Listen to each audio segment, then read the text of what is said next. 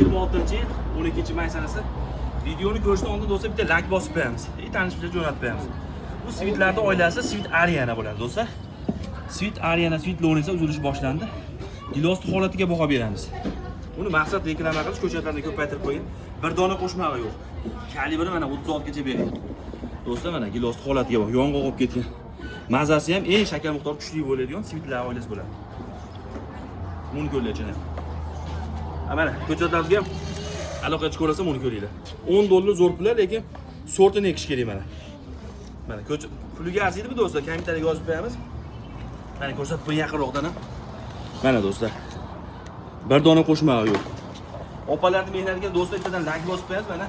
Opalar solib, terib, chiroyli qilib mana cho'tki qilyapti. Gilosga bitta baho berdi mana.